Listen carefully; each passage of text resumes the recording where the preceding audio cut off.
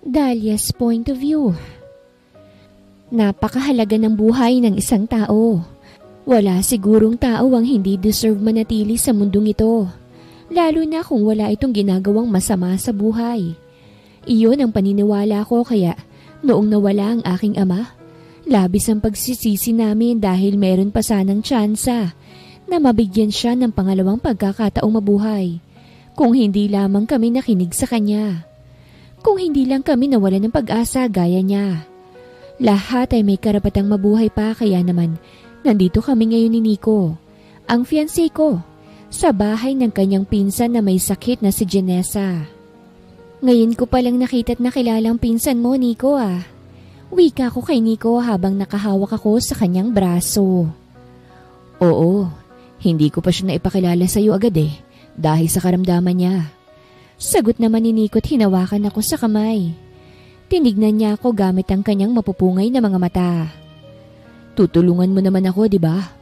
Pangako, matutuloy na ang ating kasal kapag naibigay mo na ang gusto ko.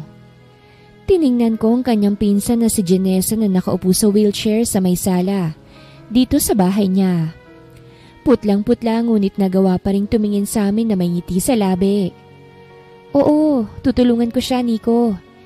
Tinignan ko siyang muli at hinaplos ang kanyang mukha. Magiging kapamilya ko rin naman ng pinsan mo, kaya hanggat kaya kong tumulong, gagawin ko para lang may buhay pang maisalba. Tamang-tama nga't pareho kami ng dugo Magdodonate ako para sa kanyang paggaling.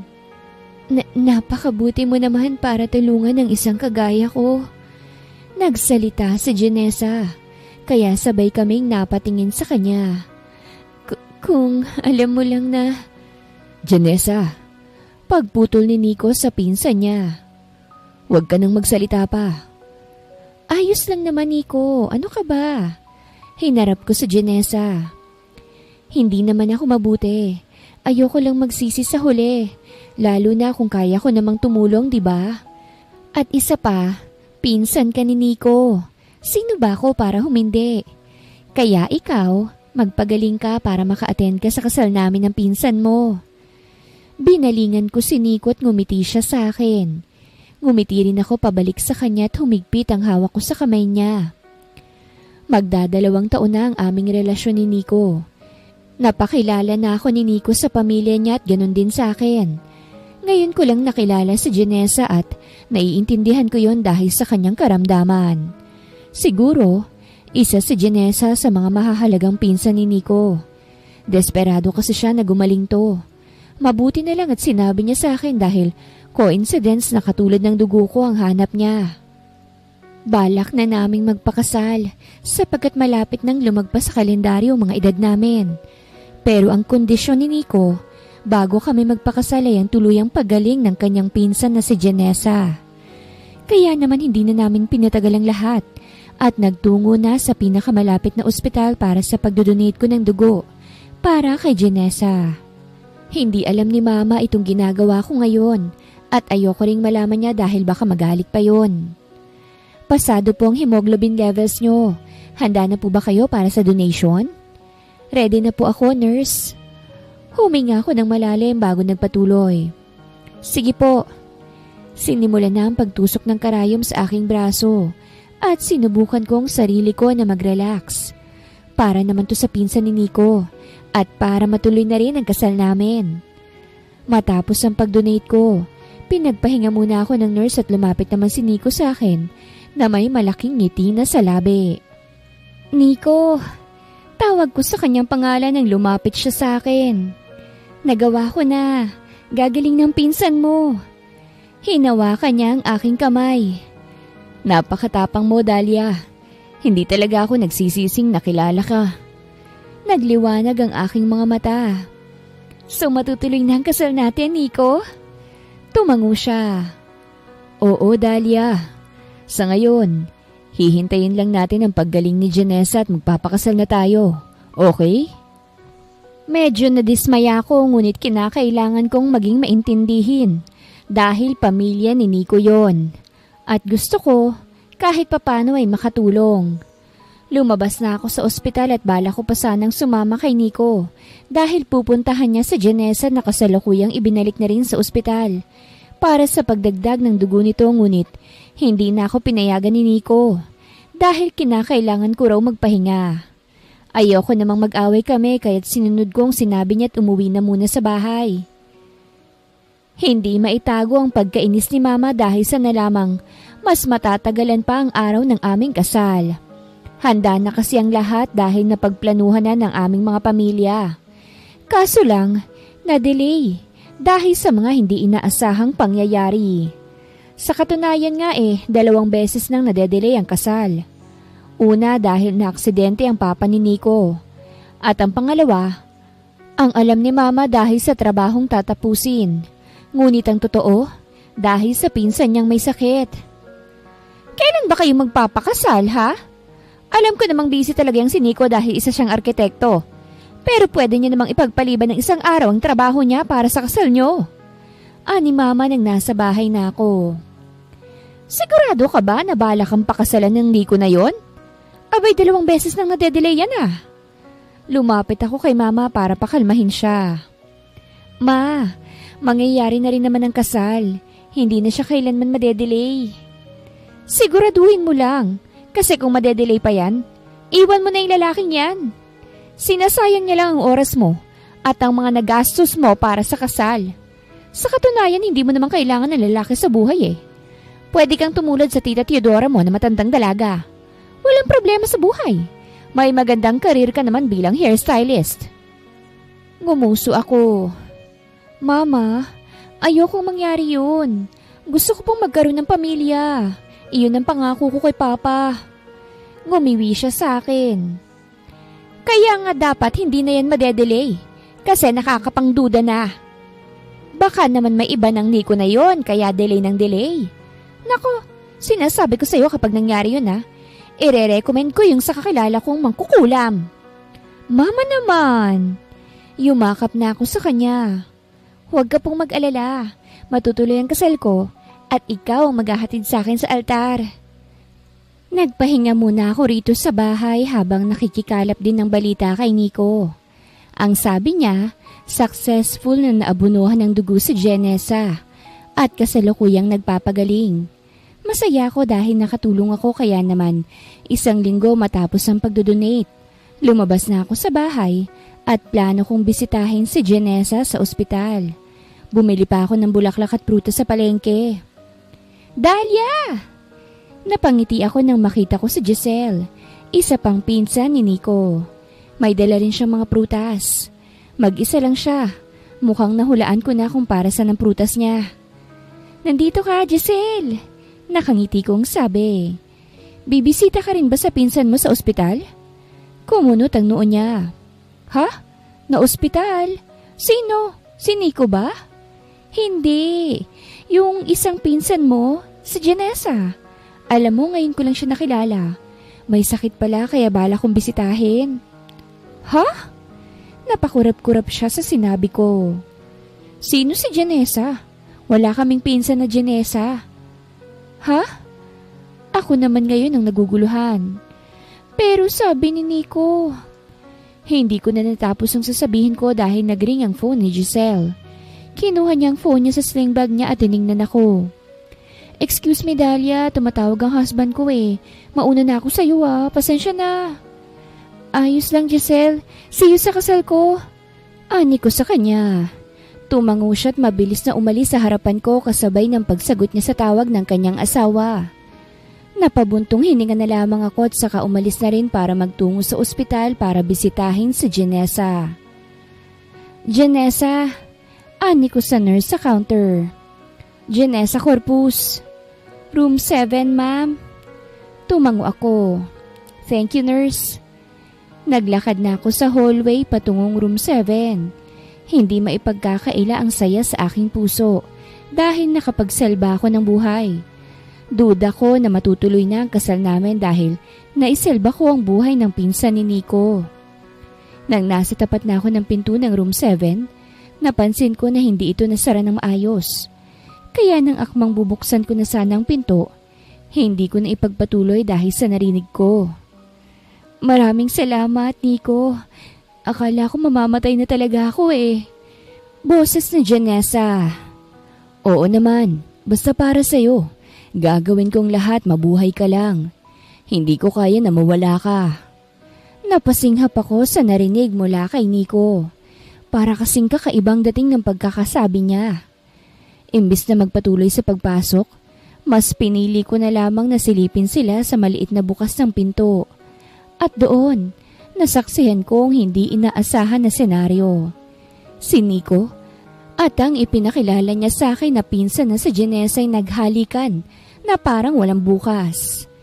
Naistatwa ako sa aking pwesto habang nakatingin sa kanila. Hindi ako makapaniwala sa aking nakita.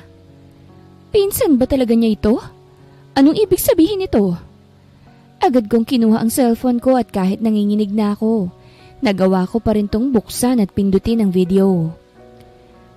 Nico, baka darating ang nurse.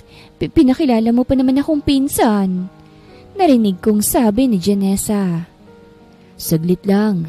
Miss na kita, Janessa. Pagbigyan mo ko. Tumulo ang luha sa aking mga mata at itinigil na ang video. Nabitawan ko ang dala kong bulaklak at prutas sa sobrang bigat ng nararamdaman ko ngayon. Kumirot ang puso ko at hindi maipagkakaila na naloko ako. Nang hindi ko na makayanan itong kirot, lakas loob kong binuksan ang pinto ng kwarto na agad nagpatigil sa dalawa. Namilog ang mata nilang pareho. Dahlia? Pinsan! Sunod-sunod na tumulo ang luha sa aking mga mata. Ito bang sinasabi mo na pinsan, Nico? Dahlia, agad siyang lumapit sa akin. Ang nakita mo. Panlulokong nakita ko, Nico. Walang hiya ka. Kabit mo palang babaeng yan. Kaya naman pala desperado ka na. At ang kapal na mukha mo sa akin pa talaga manghingi ng dugo. Para lang mabuhay ang kabit mo. Ano bang problema mo? Pakakasalan naman kita. Ani Nico. At hinawakan ako sa kamay. Si Janessa, kapag naikasal na tayo, iiwan ko na siya. Hindi na ako pupunta sa kanya kaya... Hayop ka! Sinampal ko siya. Napakasinungaling mo. Hinarap ko ang babae na putlang-putla na. At ikaw na babae ka. Ang kapal na mukha mo. Ibalik mo sa akin ang dugo ko. Buwisit ka. Akmang lalapitan ko na sana siya nang pinigilan ako ni Nico. Huwag mo siyang gagalawin, Dahlia. Wala siyang kasalanan. Tingin mo makakatakas ka rito, Nico? Tanong ko sa kanya. Hindi. Napakalaking kahihiyan na isang architect na kagaya mo. Pinag-donate ang fiancé niya ng dugo para sa kabit niya. Nilingon ko ang babae. Sana gumaling ka ha, kasi nakakadiri na nasa sayo na ang dugo ko. Marami pa sanang mas deserving na matulungan eh. Hindi ang isang katulad mo. Hindi na ako gumawa ng eksena pa at lumabas na ng room na tumutulo ang luha sa aking mga mata. Nakita pa ako ng nurse na paparating at tinanong pa ako kung anong nangyari sa akin. Ngunit hindi ko siya sinagot at umalis na lamang na may bigat na nararamdaman sa aking dibdib. Hindi muna ako umuwi sa amin para pahupain ang sakit na nararamdaman.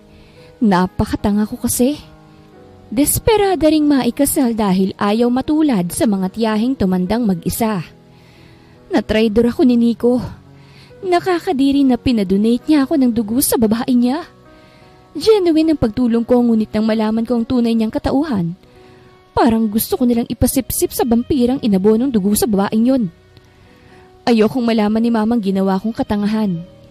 Kasi, tanga naman talaga ako. Nasobrahan ang pagtitiwala ko kay Nico. Nabulag sa pangakong pakakasalan niya ako this time, kaya tinupad ko ang gusto niya. Pero ang walang hiya, parang ako pang dahilan para matuloy ang relasyon nila. Para bang tinolerate ko na lang na walang kaalam-alam ang kabit relationship nila. Stop crying, mukha kang unggoy. Natigilan ako sa pag-iyak sa bench sa isang park nang marinig ko yon. Nang binalingan ko ang pinagmula ng boses na yon. Isang matangkad na lalaki na naka-hoodie ang nakita ko. Mukhang kagagaling niya lang sa jogging dahil pawis na pawis siya. Sino ka? Pinalis ko agad ang luha ko. Ano bang paki mo kung umiiyak ako? Umangat ang sulok ng labi niya. Para kang unggoy umiyak. Nainis ako sa narinig kaya't hinarap ko siya. Paki mo ba? Sino ka ba ha? According to Charles Darwin, galing tayo sa apes, kaya't normal lang na mukhang unggoy tayong umiyak. At isa pa, nakakita ka na ba ng unggoy na umiiyak? Oo. At saan naman? Tinuro niya ako kaya't mas lalo akong nainis. Napatayo ako't pinamewangan siya. Hoy, Mr. Jologs! Wala kang pake kung umiiyak ako. Normal lang na umiyak kung niloko ko ng fiancé ko. Normal lang na umiyak ako, lalo na't nag-donate pa ako ng dugo sa babaeng yon. Kala ko pinsan niya, kabit niya pala. Sinong hindi maiiyak? Buisit! Sumeryoso ang mukha niya. Niloko ka? Hindi ko na siya sinagot at umupo muli sa bench sabay singhot. Hindi ko naman kilalang lalaking to para malaman niya ang kwento ko. Nasa gitna muli ako ng aking pagluha nang nilaharan niya ako ng panyo. Natigilan ako't napatingin sa kanya. Medyo klaro na sa akin ang mukha niya. Gwapo naman pala siya. Nakakainis nga lang. Punasan mong luha mo. Hindi dapat iniiyak ka ng mga manluloko. Seryoso niyang sabi. Tinanggap ko ang panyo niya at imbis na ipali sa luha, sinalo ko ito sa sipon ko na lumalabas. Kaya kita ko ang pagngiwi niya. Pasensya na, sinisipon ako eh. Lalabahan ko na lang. That's yours now. Anyat umatras na. Ayokong makakita ng babaeng umiiyak. Naaalala ko kasi ang mama ko eh. Kung ikaw ay niloko, huwag kang umiyak. Make their lives miserable. Kung iiyak ka lalo, talo ka, miss. Natulala na lamang ako sa sinabi niya at hindi na nakapagsalita dahil nagpaalam na siya pagkatapos at iniwan akong mag-isa sa bench. Hindi ko man lang nalaman ang kanyang pangalan. Medyo gumaan ang pakiramdam ko sa presensya niya. At tama rin ang lalaking yon. Hindi ko dapat iyakan si Nico. Sigurado ako na mapapahiya siya kapag nalaman ng lahat ang karumihang ginawa niya sa akin. Lalo na ang pamilya niya ay napakarelihiyoso. Baka itakwil pa siya kahit isa na siyang arkitek. Yung mama ko, pagagalitan man ako, pero mas magagalit yon kay Nico. Kaya't hindi na dapat akong magdrama pa rito at ibulgar na lang ang lahat para matapos na to. Total may video naman ako eh. Isang malaking ebidensya na yon. Lumabas na ako sa park at nasa gilid na ng kalsada. Medyo malayong napuntahan ko kaya't kinakailangan ko pang maghintay ng taxi para makauwi. Nang makita kong paparating na taxi sa kabilang kalsada, pinara ko ito at nang huminto. Nagsimula na akong tumawid para makatungo sa kabilang kalsada. Ngunit sa hindi inaasahan, sa gitna ng aking pagtawid, isang humaharurot na sasakyan ang bigla na lamang bumangga sa akin. Kaya't natapon ako sa kalsada. Narinig kong sigawan ng mga tao sa nangyari, ngunit hindi ko maigalaw ang aking katawan. Bukod doon, nakita kong sariling dugo ko na bumabaha na sa kalsada. Humina na rin ang aking puso at kasabay noon ay ang paglabo ng aking paningin. Pero bago pa man ako mawala ng hininga, isang pamilyar na kotse ang agad umalis at kilala ko ito. Ito ang lumang kotse ni Nico na hindi na nagamit. Ni Nico, hayop ka. Iyon ang huling sinabi ko bago ko nakitang madilim na mundo. Derek's point of view. Tapos na ako sa pagja-jogging. Ngayong gabi lang kasi ang free time ko dahil babalik na ako sa US para asikasuhin muli ang business ko ron. Well, I also have a business here pero may event kasi na mangyayari. So I have to go back. Matapos kong uminom ng tubig ay naisip kong babaeng umiiyak sa park. She looked so cute while crying. Pero hindi ko rin maiwasan ng malungkot para sa kanya. Ang ganda niya para lokohin. Napailing na lamang ako sa naisip at saka kinuha ang phone ko mula sa bulsa upang tawagan ang driver ko. Hello Lando, pakuha ko rito sa Santa Lucia Park. I couldn't jog anymore. I need to go home as soon as possible dahil Hindi ko na natapos ang sasabihin ko dahil biglang may dumaan na sasakyan na mabilis ang pagmamaneho na muntik ko nang ikinatumba kahit nasa gilid lang ako. Kasunod naman ito ang mga taong hinahabol ang kotse kahit napaka-imposibleng habulin sa mabilis na pagtakbo nito. What's going on? Ibinaba ko ang phone at hinarang ang isang lalaki na galit na galit. Excuse me? Anong nangyayari? Yung kotse na tumakbo palayo. Binangga yung isang babae, boss. Hindi man lang huminto. Tumakas! Kumunot ang noo ko't bumaling sa kanang bahagi. At nakita kong paglapit ng mga tao sa isang babae na pamilyarang suot na nakahandusay sa sahig. Wala nang malay.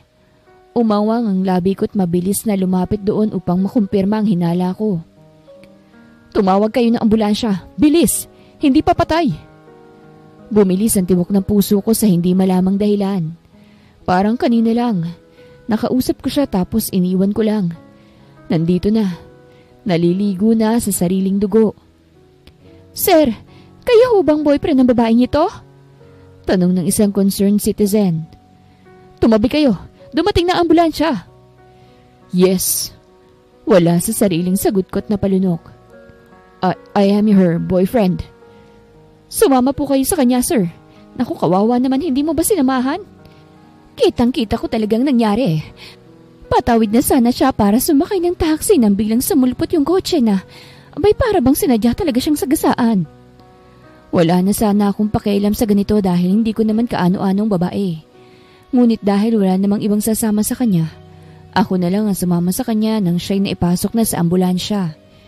Tinext ko na lang ang driver ko na wag na lamang akong sunduin dahil mukhang hindi ako makakauwi. Sir, ikaw ba ang boyfriend ni Miss Dalia Juarez?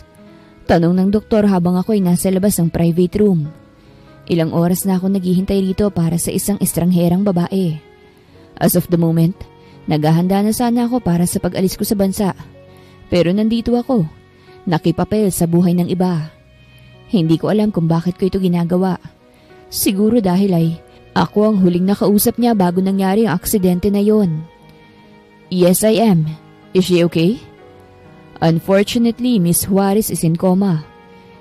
Natigilan ako sa inanunsyo ng doktor. May kontak ka ba sa pamilya niya? Para malaman din nila. This is a bad news for everyone, sir. I know. I'll take care of it. Pwede ko na ba siyang makita? Yes, you may. Nagpaalam na siya sa akin at ako naman ay pumasok sa kwarto ng dalaga. Nakita ko siya na nakapikit ang mga mata habang nakasuot na ng hospital gown. Wala ako sa saktong tulog, samantalang ang estrangherang babaeng ito, ang sarap ng tulog. Parang kanina lang ay kausap ko siya ngunit ngayon ay tulog na. Tinignan ko ang side table ng bed niya at nakita kong ilan sa mga gamit niya.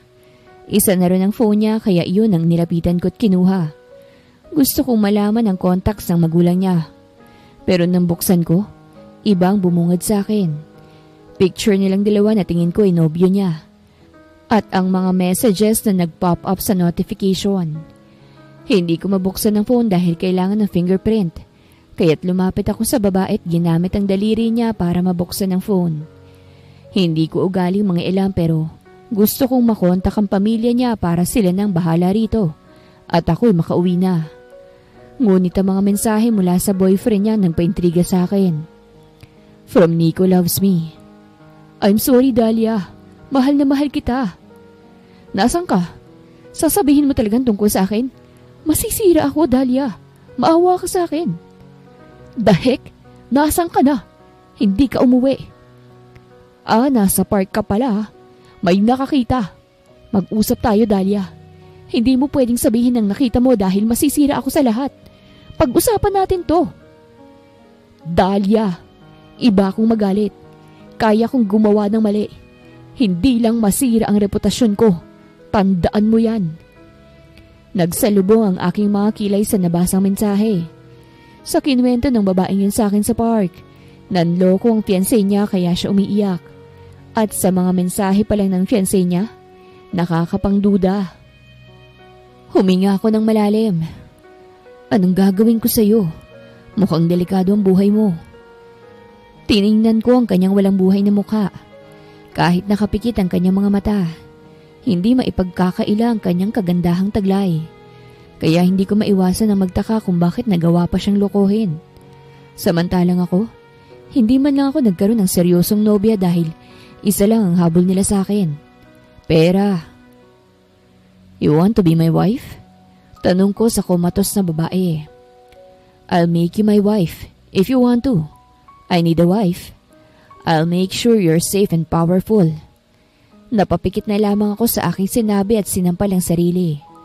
Sa dami ng babaeng naghahabol sa akin, wala akong mapili na maging asawa. Ito pa kaya na, komatos? Inutusan ko ang assistant ko na puntahan ang pamilya ng babae matapos kong malaman ang address. Pero isang nakakagulat na balita ang ibinalik sa akin ng aking assistant, ilang araw matapos ko siyang inutusan. Sir, dineklarang patay na si Miss Dahlia ng nobyo nito na si Mr. Nico Legaspi. Ayon sa kanya, namatay sa sunog sa isang bus si Miss Dahlia. At dahil nakita ang gamit ni Miss Dahlia sa sunog na bangkay na iyon, naniwala na ang pamilya ni Miss Dahlia. What? Hindi makapaniwala akong react. That's bullshit. Hindi patay ang dalaga. She's here. Nagpalamay na nga sila, sir. Ani pa ng aking assistant. If you want to see it yourself. Napailing na lamang ako at napalingon sa babaeng hanggang ngayon ay comatose pa rin. Malayo ang ospital na ito mula sa address niya dahil kritikal ang kondisyon niya. Tapos malalaman ko na lang na patay na siya sa kanila. Baka ang fiancé ang nag-set up na patay na siya. Hindi ko alam kung anong paniniwalaan ko pero kawawang dalaga at ang pamilya niya. What should I do? Nasabi ko na lang. Sir, kailangan mo nang bumalik sa US. Ilang linggo ka nang late sa event. Your parents are waiting for you. Huwag kang mag-alala. Ako nang bahala kay Miss Dahlia. No, I'll bring her with me. Desisyon ko na ikinagulat ng aking assistant. Since patay na siya sa paniniwala ng pamilya niya, bibigyan ko siya ng panibagong tauhan. At babalik lang dito kapag nagising na siya. At ilang araw matapos ang balitang yun, isinama ko siya sa ibang bansa sa ibang katauhan. Dahlia's point of view. Para akong nasa isang mahabang panaginip. Yun na lamang naisip ko nang tuluyang nagmulat ang aking mga mata. At ang unang bumungad sa akin ay isang magarbong kisame ng isang kwarto. Pero ang ipinagtataka ko ay may mga gamit pang ospital ang nakapaligid sa akin. Bukod doon, hindi ko rin maigalaw ang katawan ko. Parang sobrang tagal ko nang nakahiga dahil wala itong lakas. Anong nangyari sa akin? Pinilit kong isipin kung anong nangyari at nang natandaan ko na. Napatunga nga na lamang ako. Naalala ko na nasagasaan ako ng sasakyan nang tatawid na sana ako. Sa kalagayan na yon, akala ko ay hindi na ako mabubuhay. Pero mabuti ang Panginoon at nagising pa ako ngayon. Pero bakit nga ba ako nasagasaan? Sobrang linaw sa aking alaala na hindi naman ako naging tanga sa pagtawid. Talagang bigla na lamang sumulpot ang sasakyan na yun kapareho ng lumang sasakyan ni Nico. Napasinghap ako nang may maalala. Si Nico at ang kabit niya na nagpanggap na pinsan niya. Bumalik muli ang inis at galit na nararamdaman ko. Gustuhin ko mang bumangon pero hindi kaya ng katawan ko. Bumukas ang pinto ng kwarto at bumungad sa akin ng isang babaeng nakauniforme ng pangkasambahay. May dala siyang walis. Hindi niya ako nakita kasi diretso siyang nagwawalis habang kumikembot-kembot pa. Sige, ikembot! Sige, ikembot! Kanta niya pa habang nagwawalis. Ikembot mo to the Sabay kaming nagulat. Siya ay dahil nakita kong gising at ako ay dahil sa sigaw niya.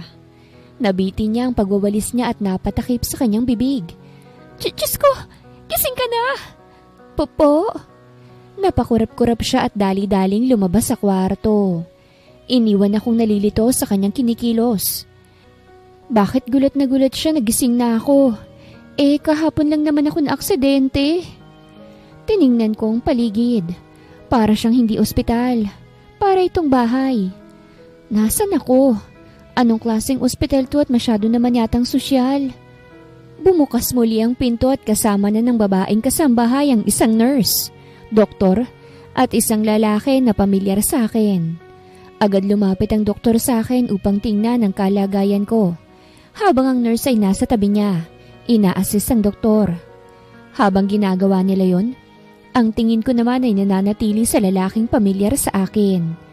Siya ang huling nakita ko bago ako na aksidente. Pero bakit parang nag-iba siya? Wala siyang bigote noong unang kita namin. Tapos ngayon, may konti na mas lalong nagpagwapo sa kanya.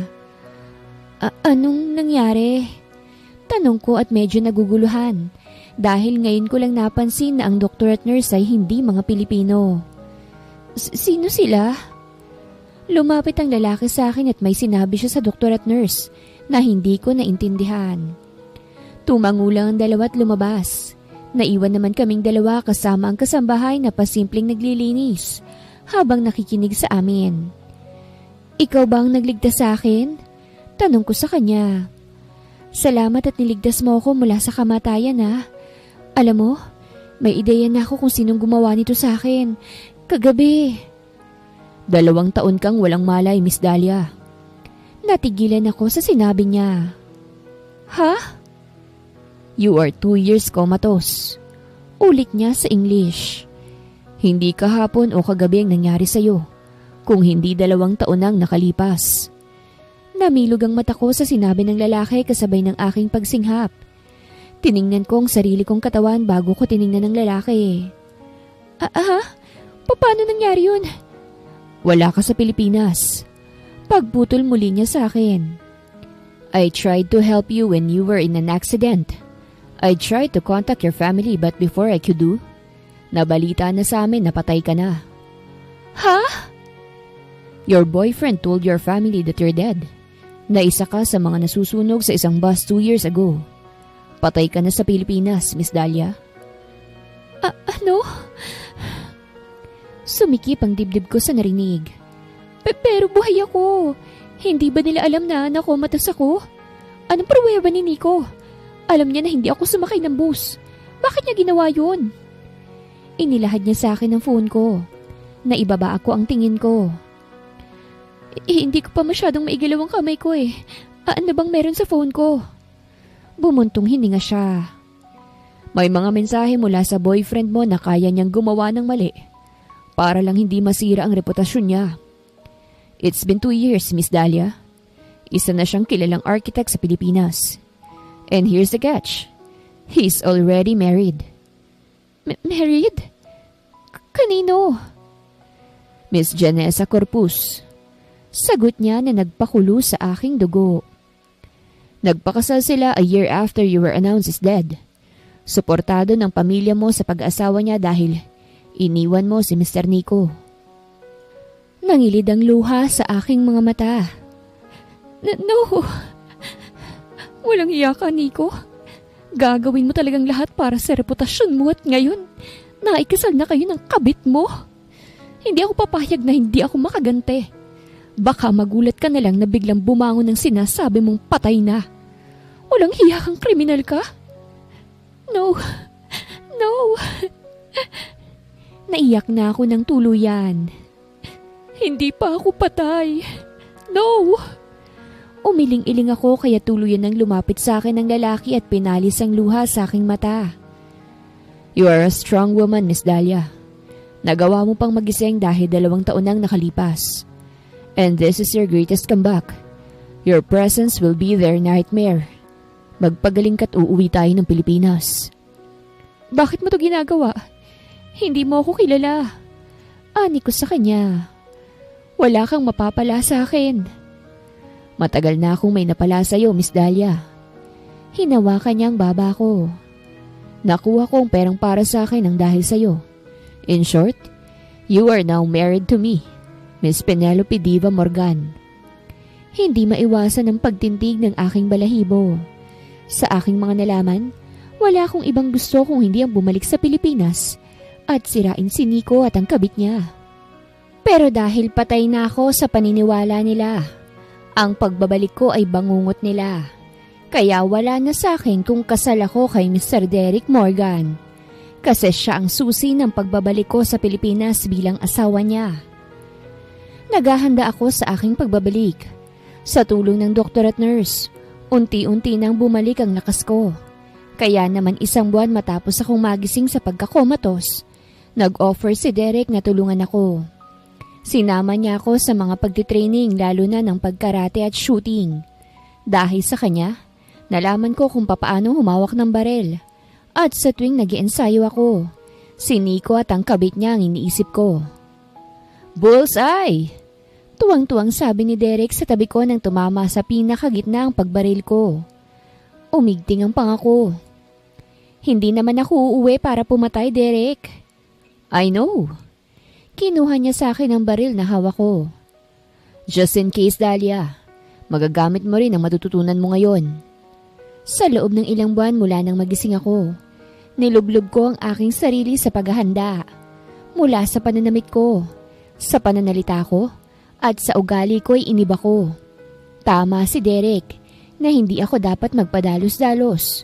Kaya lahat ng ito ay hindi ko minamadali dahil gusto ko pag-uwi ko. Tagumpay ang gusto kong mangyari. Kailangan mong maging handa pagdating doon, Dahlia. Ani Derek habang nasa hapagkainan kami. Matatalo ka lang kung uuwi ka agad doon.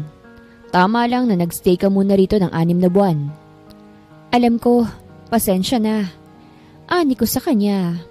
At saka salamat. Pangako babawi ako sa'yo. Hindi ko alam na malaki na palang naitulong mo sa akin.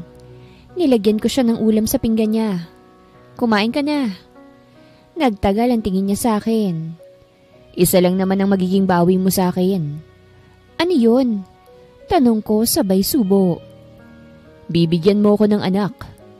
Naibog akong kinakain ko at agad uminom ng tubig dahil nabilaukan ako. Kumuha agad ako ng tissue at pinuna sa bibig ko. Anak? Oo, anak. Seryoso niyang sabi. May papangako mo ba yun? Pagkatapos ng paghihiganti mo, bibigyan mo ko ng anak. Iyon lang ang pambawi mo sa akin, Dahlia. Napalunok ako. Napakahirap naman ng request niya. Hindi ko kayang magbigay ng anak sa hindi ko naman mahal. Pwede bang iba na lang? Napakahirap ng request mo. Hindi ko kayang magpaanak sa lalaking hindi ko naman gusto. Hindi mo naman ako kailangang magustuhan, Dahlia. You just need to spread your legs in front of me. Malisyoso niyang sabi at tumayo. Hindi ko maiwasang kabahan. But I'll make sure you will like me for you to give me what I want.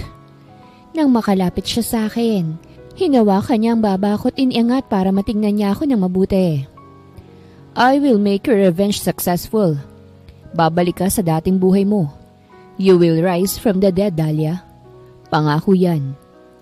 At naistatwa na lamang ako sa aking kinauupuan nang bigla niya na lamang akong halikan sa labi. Matapos ang 6 na buwan mula nang ako'y magising, umuwi na kami sa Pilipinas. Pero iba na ang katauhan ko. Ako na si Penelope Diva Morgan, ang asawa ni Derek Morgan. Isang CEO at architect. Kung dati ay natural na long black hair na meron ako, ngayon ay short blonde hair na. Hindi na rin gaya ng dati ang pananamit ko na mukhang manang dahil gusto kong maipakita sa lahat na pag-uwi ko sa Pilipinas na iba na ako, na dapat na talagang katakutan. Napag-alaman ko mula kay Derek na invited siya sa opening ng new business nila Janessa at Nico Legaspi. At dahil asawa niya ako, kasama akong pupunta sa opening. Nag-iba na pala ang Pilipinas, ano? Ani ko habang may hawak na wine glass. Nandito ako ngayon sa balkoniya ng pinagstayan namin na condo ni Derek. Naka-night gown lamang ako habang nakatayo. Nakatingin sa maliwanag na gabi sa syudad dito sa Pilipinas. Para lang akong nasa mahabang tulog tas pagising ko. Ang dami nang nagbago. It's cold outside. Napasinghap ako nang lagyan ng kumot ni Derek ang balikat ko. Nagkatinginan kaming dalawa nang balingan ko siya. Baka magkasakit ka. Napahawak ako sa kumot. Salamat. Bumuntong hininga siya at umupo sa upuan. You're welcome. Tinapos ko ang wine bago ko siya hinarap. Derek, wala bang magagalit sa ginagawa natin? Tinaasan ako ng kilay. What do you mean? I mean, baka may girlfriend ka. Magagalit siya sa ginagawa natin. Ayokong mapagkamalang kabit. Nagulat ako nang humagalpak siya ng tawa. Hoy, bakit ka tumatawa? Lumapit ako sa kanya. Seryoso ako ah. I know. Napasinghap ako nang hinila niyang kamay ko kaya't napaupo ako sa kandungan niya. Namilog naman ang mata ko sa ginawa niya. I'm sorry for laughing. Ngunit walang magagalit. Wala akong girlfriend dahil ikaw naman ang asawa ko. Nakaramdam ako ng awkwardness sa huling sinabi niya. Kaya nang akmang aalis na sana ako mula sa pagkakaupo sa kandungan niya. Pinigilan niya ako. Bakit? Napaigtad ako nang hinaplos niya ang mukha ko. Tomorrow, act like my real wife. Asawa na kita, Dahlia. Lalo na sa opening. Huwag kang magpapahalata na you are up for a revenge. Ang iyong presensya ay sapat na para multuhin ang buong pagkatao nila. You just need to be there as my wife. Penelope, diva. Humawak ako sa balikat niya at ninitian siya. Oo, Derek. Magiging asawa mo ko doon at wala nang iba. Dumating na ang araw na pinakahihintay ko. Ang opening ng negosyo nila Janessa at Nico. Hinanda ko talaga ang buong aking sarili dahil ngayon ko lang sila muling makikita. 2 taon ba naman akong komatos? Parang presko pa rin sa akin ang nangyari kaya sobrang presko ng galit ko. Since hapon ng opening, gumawa talaga ako ng paraan para lang maging standout ako mamaya sa opening. Gusto ko, magandang entrance ko. At gusto ko na magulat talaga sila sa akin. Nagpapasalamat ako palagi kay Derek dahil palagi siyang nakasupport sa akin. Although may kapalit ang lahat ng ito, hindi naman ito mangyayari kung hindi dahil sa kanya. Are you ready? Napatingin ako kay Derek na naglahad na ng kamay sa akin. Yes, I'm ready. Tinanggap ko ang kamay niya at sabay kaming pumasok sa kotse at bumiyahe na. Pagdating namin sa isang building, sa labas pa lang, marami ng mga tao. Kadalasan sa mga nakikita ko ay mga mayayaman. Talagang malayo nang narating ni Nico dahil nakamta na niya ang ganito. Saka lang tayo lalabas kapag nagsimula ng opening. Ani Derek sa akin. Matagal pa naman tong sisimulan. Pwede namang pagkatapos na ako ng opening lumabas, Derek. Suggestion ko. Mauna ka na. Kumunot ang noo niya. Are you sure? I prefer na sabay tayo. Gusto ko ng engranding entrance, Derek. Hinawakan ko ang kanyang mukha. Mauna ka na. I will be there as your wife. Nagtagal ang tingin niya sa akin kaya't natawa ko. Uy, ayos lang talaga ako. Ani ko sa kanya't mahina siyang itinulak. Baka tatakas ka kasi takot ka. Seryoso niyang sabi. Of course not. Hindi ako matatakot kay Nico at sa kabit niya. Confident kong sabi. 6 na buwan akong naghanda para lang dito. Sumilay ang ngiti sa kanyang labi. Then good. I will go first. Tumango ako. Sige. Akala ko ilalabas na siya matapos niyang magpaalam.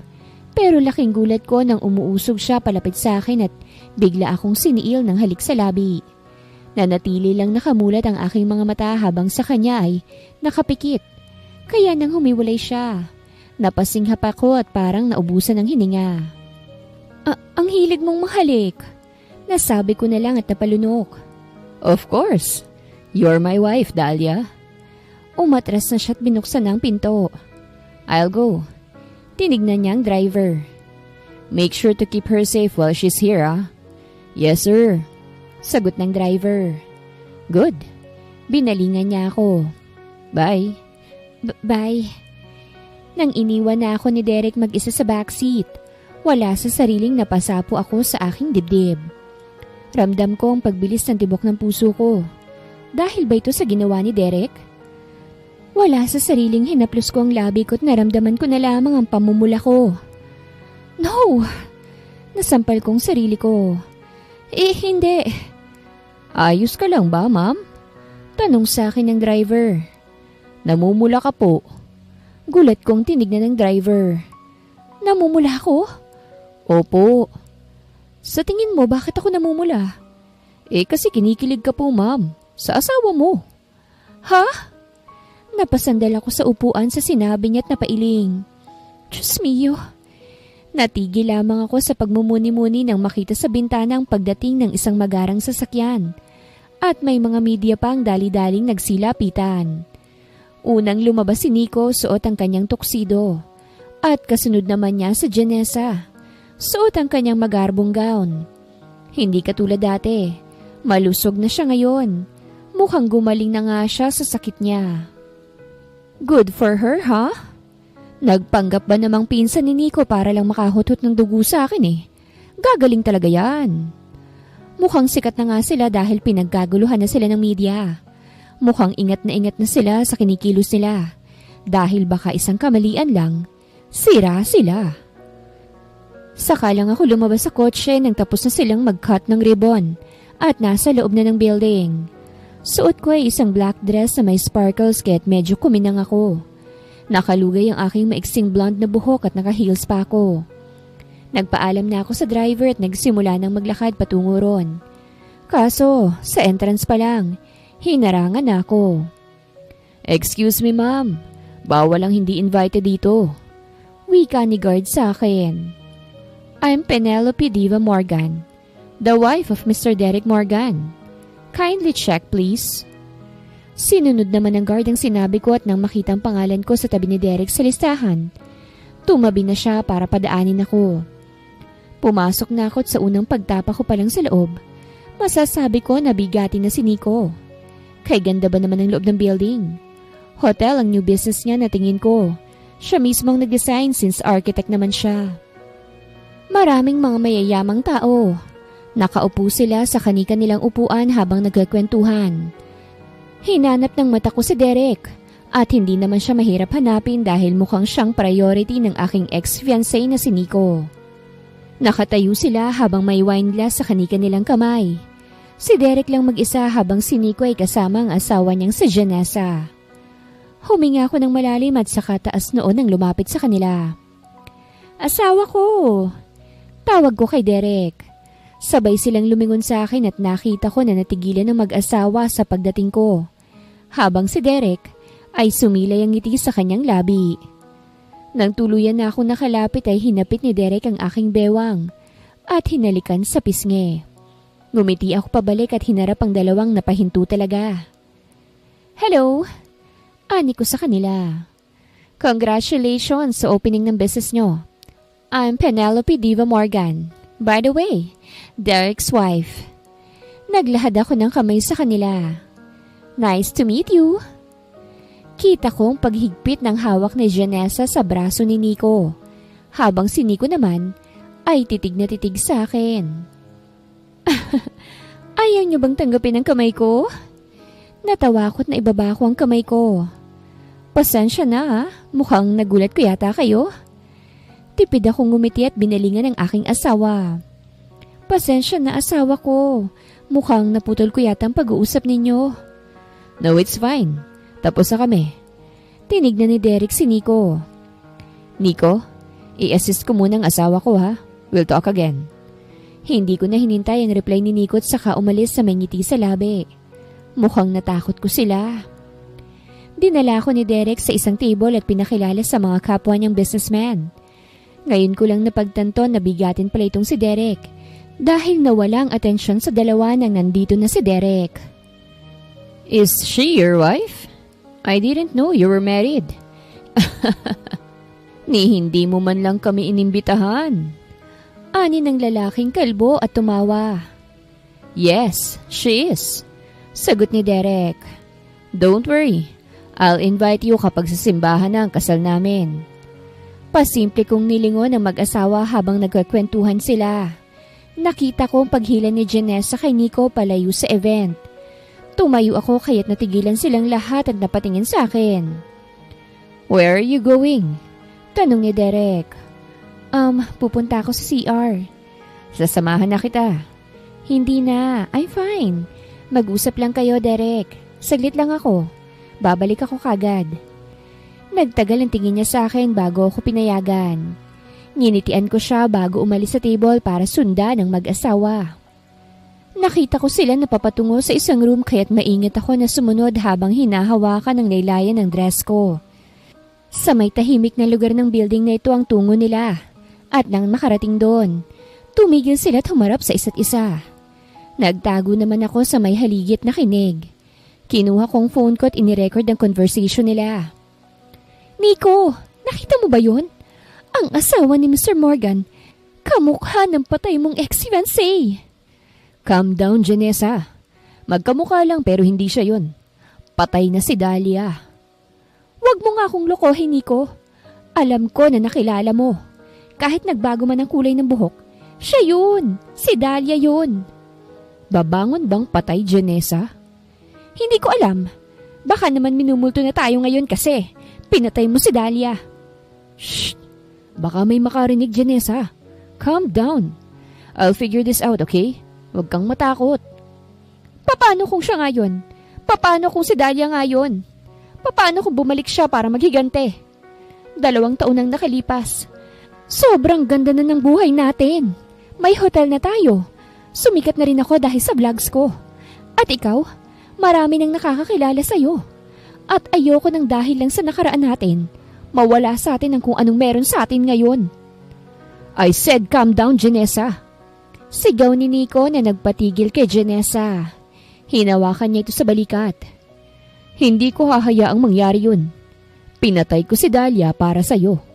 Para wala nang sagabal sa relasyon natin at upang maging malinis ang reputasyon natin. Matagal nang wala si Dahlia, Janessa. Kaya't huwag kang matakot sa kamukha. Okay? Kumuyom ang kamao ko't pinindot ang stop sa recording. Umatras na ako sa aking tinataguan ngunit aksidenteng nasagi ng aking takong ang isang metal sa sahig kaya't gumawa to ng ingay. Napatakip ako sa aking bibig at mabilis na umalis. Ngunit mukhang napansin na yata nila. May tao, Nico! Binilisan ko ang paglalakad ko pabalik sa venue. Ngunit napasinghap na lamang ako nang may humila sa akin at ipinasok ako sa isang silid. Bago pa man ako makasigaw, tinakpan niya ang aking bibig. Shh! Namilog ang mata ko nang makita ko si Derek. Nakasandal ako ngayon sa pader ng isang silid. Maliwanag to kaya't kita ko ang sobrang paglapit ng mukha niya sa akin. Wala namang tao. Narinig naming sabi ni Nico sa labas. Let's go, Janessa. And compose yourself. Atin ang gabing to. Hindi ang babaeng yun. Nang hindi na namin narinig ang boses ng mag-asawa, tinanggal na ni Derek ang kanyang palad sa aking bibig, kaya't nakahinga ako ng maayos. Naibagsak ko ang balikat ko at saka huminga ng malalim. Salamat. You should be careful, Dahlia. Seryosong wika ni Derek sa akin. Hindi na katulad ang lalaking yun dati. He became powerful right now. Kung magpapahuli ka kagad, isang utos ka lang sa mga tauhan niya. But you're more powerful, right? Tulungan mo ko. I don't want to stay dead forever. Lalo na kung buhay naman talaga ako. And this? Inangat ko ang phone ko. There's a proof. Nirecord ko ang pinag-usapan nila. Confirmed na si Nikong may gawa nun sa akin. Si Nikong naglinlang sa pamilya ko na patay na ako. I want to give them the karma they deserve. I know. Hinawakan niya ako sa balikat. Pero hindi tayo padalos-dalos. There's a perfect time for everything, Dahlia. Let's take it slowly. Let's destroy them slowly, okay? Tumango ako. Sige, may tiwala ako sa'yo, Derek. Let's go. Baka hanapin na tayo. Hinawakan niya ang kamay ko at saka lumabas na kami sa kwarto. Natapos ang opening party na successful. Although mukhang hindi pa dito nagsisimula ang paghihiganti ko. At least, alam na nila na nag-i-exist ang isang katulad ko. Tumuloy ako sa bahay ni Derek dito sa Pilipinas. Dahil kilala naman kami mag-asawa sa ibang katauhan ko sa papel. Nasa iisang bubong kami. Mabuting tao si Derek. Kahit tinatanggi niya yun sa tuwing pinupuri ko siya. Alam ko na mabuti siyang tao na may mabuti ring puso. Hindi naman siya makikialam sa akin kung hindi. Hindi naman niya ako tutulungan kung hindi. Alam ko na may gusto rin siyang makuha. At willing ko naman yung ibigay kapag natapos ang lahat ng to. Kapag napabagsak ko na si Nico at ang babaeng yun. 2 linggo matapos ang opening, naimbitahan kami ni Derek ng mag-asawang Nico at Janessa sa dinner nila. Isa kasi si Derek sa investors, kaya't successful ang unang 2 linggo mula nang mag-open ng hotel. Kaharap ko ngayon si Janessa na halos hindi makatingin sa akin habang magkaharap naman sila Nico at si Derek. Ang ganda agad ng reviews ng hotel nyo. Pagbasag ko sa katahimikan. I must say na sobrang successful nyo na. Nag-angat ng tingin sa akin si Janessa. You think so? Of course. Isang asawa ko sa nag-invest. Kapag lumubog ang negosyo nyo, kasama siya sa paglubog. Ani ko sabay inom sa wine. Kaya I must say successful ang unang 2 linggo. Hindi namin alam na may asawa pala si Mr. Morgan. Ani Janessa sabay tingin sa asawa ko. Noong una kasi naming meet up, siya lang mag-isa. Well, nasa Amerika ako. Nasa mahabang panaginip. Natigilan na mag-asawa sa sinabi ko kaya't nginitian ko sila. Pero I'm here now, supporting my husband. Isn't it great? My hotel will be successful. Ani Nico. Disenyo ko yun kaya't sigurado ako na makikilala yun. Internationally sa tulong na rin ni Mr. Morgan. But we do have an agreement, Nico. Kapag maraming bad reviews, I will back out. You won't back out, Mr. Morgan. I promise you that. Marami pa silang pinag-usapan tungkol sa negosyo. Kaya nang wala na akong masabi, nagpaalam muna ako na magpahangin muna. Pero ang totoo, kinontak ko na ang hinar namin ni Derek na publisher tungkol sa paglabas ng isang article na siyang magsisimula ng pagbagsak nila Nico at Janessa. Mukhang seryoso ka sa pagkaasawa, Mrs. Morgan ah. Natigilan ako sa aking ginagawa dahil sa pagsulpot ni Janessa sa gilid ko. Nasa may Teresa kami ng bahay niya. At kung pwede lang, gusto ko siyang itulak. Bakit? Hinarap ko siya. Hindi ka ba seryoso sa asawa mo, Miss Janessa? It's Mrs. Pagkokorek niya sa akin. Actually, I don't like your presence. May naaalala kasi ako sa mukha mo. Talaga? Bigla akong naging interesado. Sino naman? Is it someone from the past? Oo, pero matagal nang patay. Pinatay mo? Namilog ang mata niya sa sinabi ko. Agad naman akong tumawa. Joke lang. Ano ka ba? Ikaw yata ang masyadong seryoso eh. Imposible namang maging kriminal ang isang katulad mo, right? Yeah. Pilit siyang ngumiti. Hindi ko sisirain ang pangalan ko para lang sa bagay na yon. Lumaki ang ngiti ko't hinawakan ko ang kamay niya na siyang ikinagulat niya. I believe in you, Mrs. Janessa. Alam ko na hindi mo magagawa ang bagay na yon. Let's be friends. Tutal mukhang palagi na tayong magkikita dahil sa mga husbands natin. I will support you. Lalago ang hotel nyo. Nangumiti siya sa akin doon ko napagtanto kung gaano siya katanga para maniwala kaagad sa isang katulad ko. Simula nang inalok ko siya na maging kaibigan ko, araw-araw na niya akong kinokontak. Hindi rin ako dapat makampante dahil baka nagpapanggap lang siya para makakuha ng impormasyon sa akin. Hindi naman kasi ako tanga. Duda ko na alam ni Nico na ako si Dahlia dahil siya naman ang nagsabi sa magulang ko na patay na ako. Dalang bangkay ng hindi kilalang patay sa isang aksidente na may mga gamit ko. Kaya hindi ko na dapat patagalin pa ang lahat at nagsimula ng napakagandang paghihiganti ko para sa kanilang dalawa. Ang ganda pala ng bahay nyo, lalo na yung design. Manghang sabi ni Janessa habang tinitingnan ang kalooban ng bahay namin ni Derek. Oo, si Derek mismo ang nag-design yan. Sagot ko naman. Bukod kasi sa CEO, magaling na architect ang asawa ko. Talaga bang asawa mo si Mr. Derek Morgan?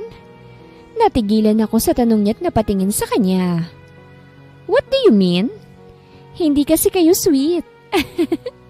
Natawa siya. Para lang kayong business partners.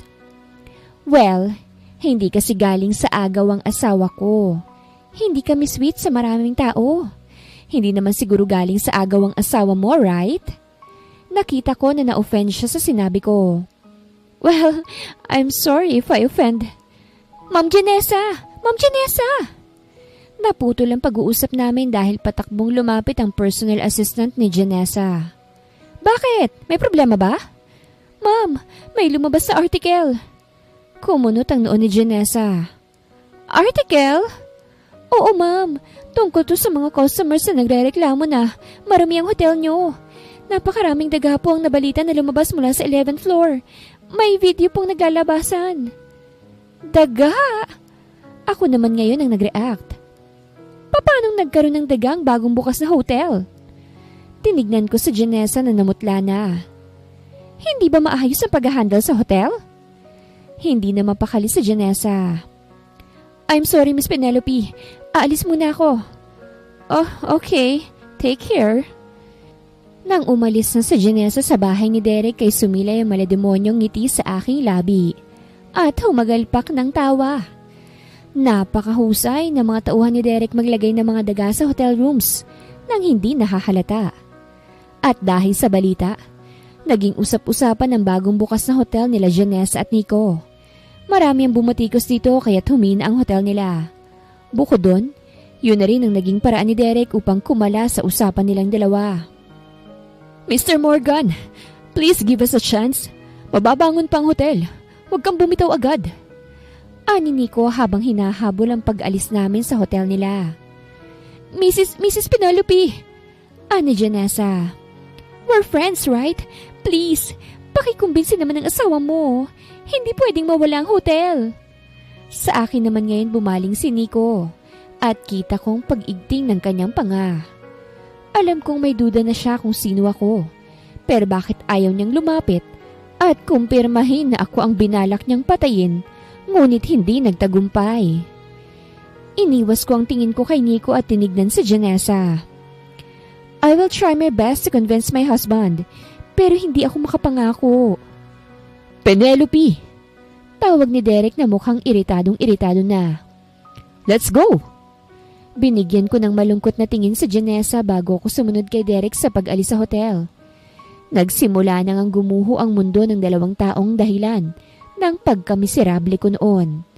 At hindi lang yun doon nagtatapos dahil may kasunod na siyang tuluyang magpapabagsak sa kanila. Hindi naman kami masyadong walang puso dahil may ibang trabaho naman agad ang naghihintay sa mga employees na apektado sa ginawa namin. Naibigay ko na sa mga pulis, Dahlia. Ani Derek nang nasa bahay na kami. You don't have to worry about it. Hindi ako tanga. Alam ko na alam na ni Nico na ako si Dahlia. Hindi ko lang alam kung anong plano niya.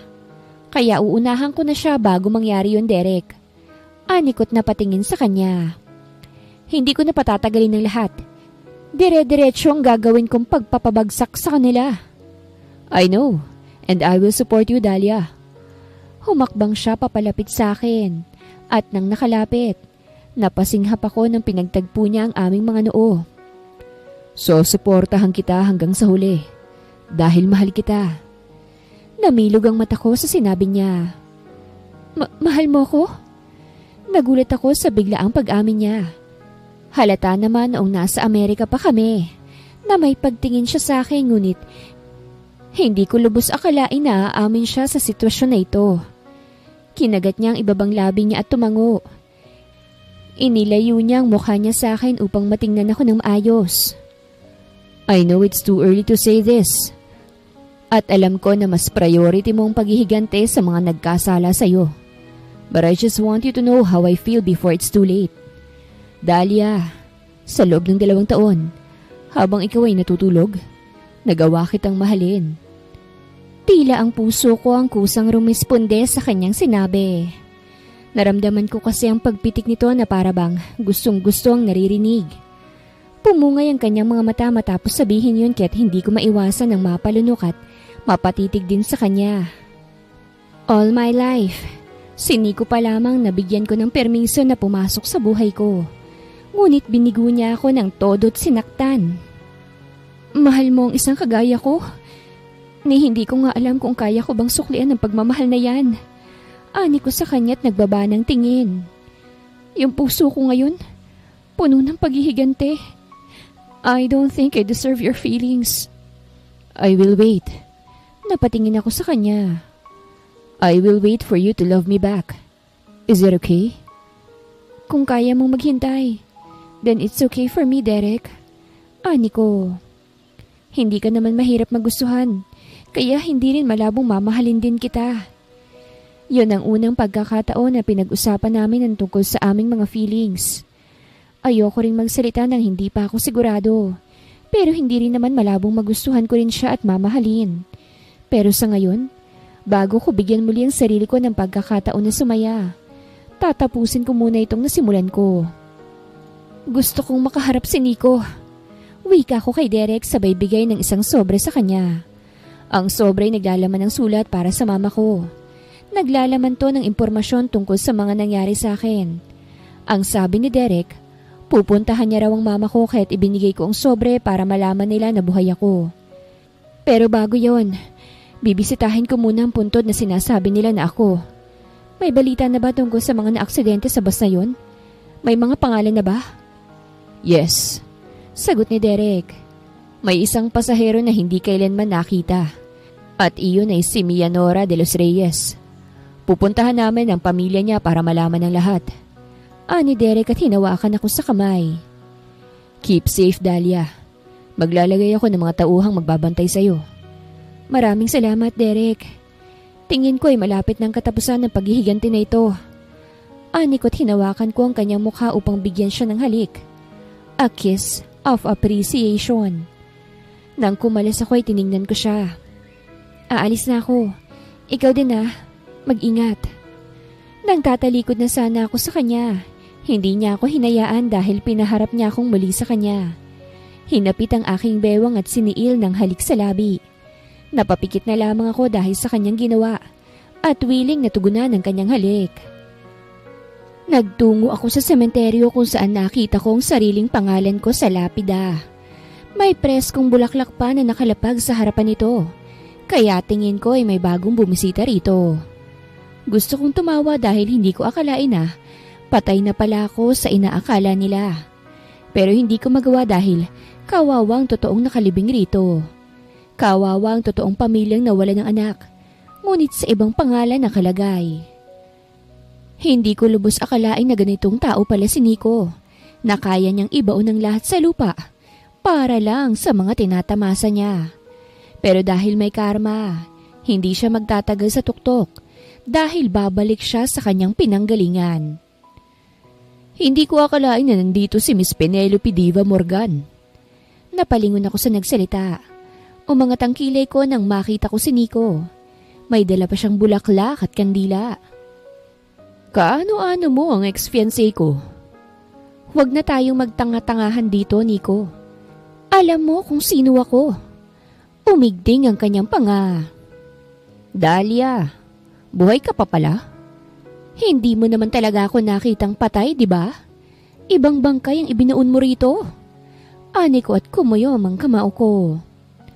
Akala mo ay habang buhay mong itatago ang baho mo? Sana, nanahimik ka nalang imbis na guluhin ang buhay ko. Asik niya. Nang dahil sa'yo na walang pinaghirapan ko. Kasalanan mo kung bakit nangyari ang lahat ng kamalasan sa buhay mo. Normal lang naman sigurong maghigante lalo na kung naapakan ako ng todo, hindi ba? Ang lala mo pa't ginawa mo pa akong patay habang mahaba lang ang tulog ko. Ang kapal talaga ng mukha mo matapos ang ginawa mo sa akin. Hindi ka naman pala patay, kaya papatayin nilang kita ng tunay. At nang kumuha siya ng baril, hindi ako nagpatalo't kumuha rin ng baril mula sa aking bulsa. Nagulat siya sa ginawa ko at kaming dalawa nagtutukan ng baril. Marunong ka nang bumaril ngayon? Natawa siya. Huwag kang magpanggap na matapang. Ramdam kong panginginig mo, Dahlia. Hayaan mo akong tuluyan ka na para wala nang hadlang sa tagumpay ko ngayon. Kahit patayin mo pa ako, huli na ang lahat, Nico. Nasa pulis na ang lahat ng ebidensyang nagpapatunay na isa kang kriminal at manlulokong tao. Ngumisi ako sa kanya. Kahit ilibing mo pa ako ng buhay ngayon, ang katotohanan ay hindi mo kailanman maibabaon sa ilalim ng lupa. Hayop ka talaga, Dahlia. Mamatay ka na. Bago pa man niya magawa yun, sumulpot agad ang mga tauhan ni Derek upang hindi ako tuluyang mabaril. Gulat na gulat si Nico at napaatras nang makita na marami nang nakatutok na baril sa kanya. It's now too late, Nico. Ibinaba ko ang baril ko. Ito na ang katapusan mo. Derek's point of view. Nakausap ko na ang pamilya ng totoong bangkay na nailibing sa pangalan ni Dahlia. Iyak sila ng iyak dahil sa konsensya. Ang sabi nila, binantaan at binayaran sila ng lalaking nagngangalang Nico ng malaking halaga, kapalit ng pagkuha sa bangkay ng kanilang anak. Dahil na rin sa takot, nagawa nilang tanggapin ang pera at hindi nabigyan ng maayos na libing ang kanilang anak. Ngunit hindi nila alam na ginamit sa ibang bangkay ng kanilang anak. Kaya nakikooperate sila sa amin at sumama sa pulis upang isalaysay ang lahat bilang suporta para tuluyang managot si Nico Legaspi. At ngayon, kumpleto ng ebidensya. Nasa pulis na ang desisyon kung anong kanilang gagawing hakbang. Sa ngayon ay nasa harapan ako ng bahay ng pamilya ni Dahlia. Dala ang sobre na ibinigay niya sa akin. "Sino ho kayo?" Lumabas ang isang ginang. "Pasensya na't wala akong inaasahang bisita ngayon eh." "Ako ho si Derek Morgan. Pakilala ko sa aking sarili. Ako ang asawa ng inyong anak." Napakurap-kurap siya sa sinabi ko. "Asawa ng aking anak? Teka lang, pinaglololoko mo ba ako? Wala akong anak na ikinasal dahil namatay siya 2 years ago." Humakbang ako palapit sa kanya. "Alam ko na nalilito ka na ngayon, ngunit dediretsuhin na kita. Buhay ang anak mo." Mas lalo lamang siyang nalito sa akin at agad nagtawag ng kapamilya. "Isel! Isel! Halika rito! Paalisin mo ang lalaking to kung ano-ano na lamang sinasabi. Matagal nang patay ang anak ko." Inilahad ko sa kanya ang sobre. "Ito ang sobre na ibibigay ko sa iyo. Sana tanggapin niyo." "Anong nangyayari dito?" Lumabas ang isang babae na hindi nalalayo sa edad ko. "Sino ka?" Natigilan siya na makita ako. "Baliwang lalaking yan eh. Sinasabing buhay ang pinsan mo eh. Patay na siya. Nailibing pa nga natin, hindi ba?" Kinuha ng babae ang sobre at binuksan ito sa mismong harapan ko at binasa. Nung una, kunot pa ang kanyang noo hanggang sa nawala ito at nabalita ng paglaki ng kanyang mga mata. "Totoo ba to?" Tanong niya sa akin sabay baling sa ginang. "Tita, totoo yata to eh. Sulat kamay ni Dahlia to." Napaatras ang ginang sa kanyang narinig at napahawak sa kanyang ulo. "Tita!" Nangilid ang luha sa kanyang mga mata at tinignan ako. Kung totoong sinasabi mo, iharap mo sa akin ang anak ko. Miss na miss ko ng anak ko. Tapos, kung sinungaling ka lang pala." "I am not lying. She's alive." Kinuha kong phone ko at tinawagan ko ang numero ni Dahlia. Ni-loudspeaker ko agad to nang sumagot. "Derek!" Namilog ang mata nila nang marinig ang boses ni Dahlia. "Maraming salamat. Nadakip na rin ng mga pulis si Nico at pati na rin ang kabit niyang si Janessa na kasabwat niya." Agad kinuha ng ginang ang phone ko at lumuluhang nagsalita ito. "Dahlia! Anak! Anya! Anak, ikaw ba yan? Buhay ka?" Napasinghap si Dahlia sa kabilang linya. Ma? Diyos ko, anak!" Napahagulgol na siya. "Anak, buhay ka, anak! Buhay ka! Ma!" Umiiyak na rin si Dahlia sa kabilang linya. "Oo, ma. Buhay na buhay po ako." Hinawakan ako ng ginang sa braso. "Puntahan natin ang anak ko. Bilis! Kailangan ko siyang makita eh. Gusto kong makita sa sarili kong mga mata si Dahlia ko." Ibinalik niya sa akin ang phone. "Dahlia, nasan ka ngayon?" "Nasa presinto. Pupunta kami." Nagtungo kami sa presinto kasama ang mama ni Dahlia at ang pinsan niya. Doon halos hindi kami makapasok dahil maraming mga reporters at media ang humaharang sa labas dahil sa pagkakadakip ng kilalang architect at social media influencer ng bansa. Nang tuluyan na kami nakapasok, nakita agad namin si Dahlia. Kausap ang isang pulis ngunit nang makita kami natigilan siya. "Anak!" Napatakip ang kanyang mama sa kanyang bibig at pinasadahan niya ng tingin si Dahlia. Mula ulo hanggang paa. Ikaw ba yan?" Nangilid ang luha sa mga mata ni Dahlia at tumango. "Ako nga po ito, mama. Buhay ka, anak ko." Humagulgol siya at nilapitan si Dahlia upang mayakap ito. Buhay ka, anak. Buhay ka. Tumahimik ang buong presinto dahil sa emosyonal na pagkikita muli ng mag-ina. Ramdam ko ang sakit sa bawat iyak nila dahil hindi rin madali sa isang ina na napaniwala siya na patay na ang anak niya. Mula kina Nico at Janessa, nalipat ang atensyon ng media sa mag-ina na nagyayakapan. Ang akala ko patay ka na, anak. Akala ko iniwan mo na rin ako gaya ng tatay mo. Nang kumala siya sa yakap kay Dahlia, hinawakan niya ito sa balikat. Sinong may gawa nito? Nilingon niya ang dalawang nakaposas na sila Janessa na umiiyak at tahimik na si Nico. Kayo ba? Mga walang hiya kayo! Sinugod ng ina ni Dahlia ang dalawa at pinagsasampal ang mga ito. Mga walang hiya kayo! Napakabuti ko sa inyo! Kayo lang palang may kagagawa nito! Lalo ka na, Nico! Ang kapal na mukha mong magpadunit ng dugo sa anak ko para sa pinsan mo ko, no? Anong pinsan? Pinsan mo yung babaeng yan, ha? Kabit mo yan! Mga walang hiya! Tama na, Ma'am! Tama na! Hindi pwede! Napaniwala nila akong patay ng anak ko. Hindi nyo alam kung gaano kasakit sa isang ina yun. Pero niloko ko ng mga ito. Tapos talagang balak patayin ang anak ko. Pero sa awa ng Diyos, hindi yun nangyari. Dapat na makulong ang mga iyan habang buhay. At muli niyang niyakap si Dahlia matapos sabihin yun. Dahlia's point of view. Naging national news ang maduming nakaraan nila Nico at Janessa. Sobrang dami ang naging invested sa kwento. Kasi hindi nila akalain na may ganong pangyayari pala. Meron niyang nag-invite sa akin sa mga interviews. Ngunit hindi ko pinansin dahil hindi naman ganon ang gusto kong mangyari pagkatapos ng paghihiganti ko. Nahuli agad sila Janessa at Nico kahit alam ko na may mga tao na sila. Yun ay dahil mula nang bumagsak sila, ay tumalikod din ang mga tao nila kaya't wala na silang tagaprotekta. Naikulong na rin ang dalawa at ang tunay na may-ari ng bangkay na iyon ay naibalik na muli sa pamilya at nailibing na rin na naaayon sa pangalan nito. At ako naman, muli kong naibalik ang pangalan ko na Dahlia na siyang buhay na buhay. Kasal ka na pala, anak? Tanong ni mama sa akin sabay baling kay Derek sa tabi ko. Parang kailan lang eh. Excited kang maikasal kay Nico. Tapos sa iba ka pala nagpakasal. Kasal lang po kami sa papel, tita. Ani Derek. Iyon ay noong dinala ko siya sa Amerika. Wala siyang kamalay-malay nun, Ket. Pasensya na po. Naku, huwag mong sabihin yan.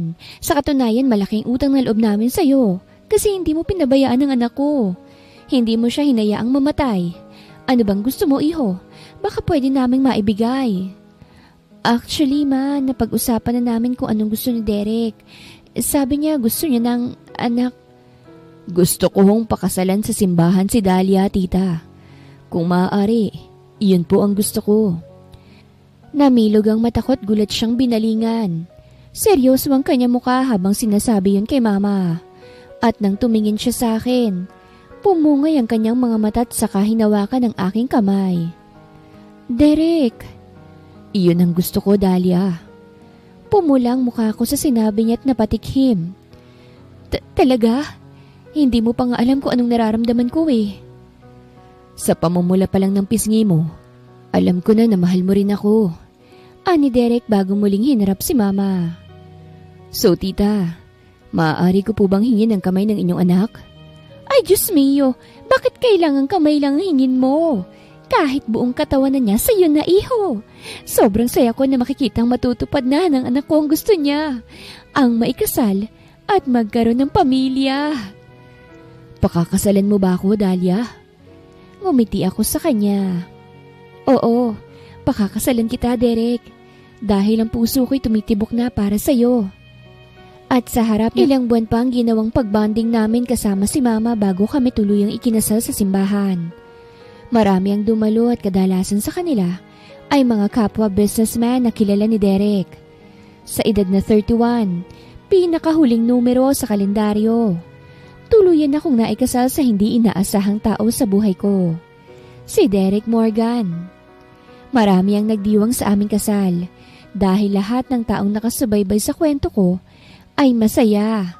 Dahil sa wakas, napunta na rin ako sa taong pahahalagahan ako at mamahalin ng totoo. Hindi man kami ganun katagal na magkakilala gaya ni Nico. At least, alam ko sa sarili ko na sa piling niya, safe na safe ako. At dahil gusto nga ni Derek na magkaroon ng anak, hindi ko lang siya binigyan ng isa, 2, kung hindi 3 anak. Sa makalipas na 3 taon namin bilang mag-asawa, taon-taon akong nanganganak at wala akong reklamo.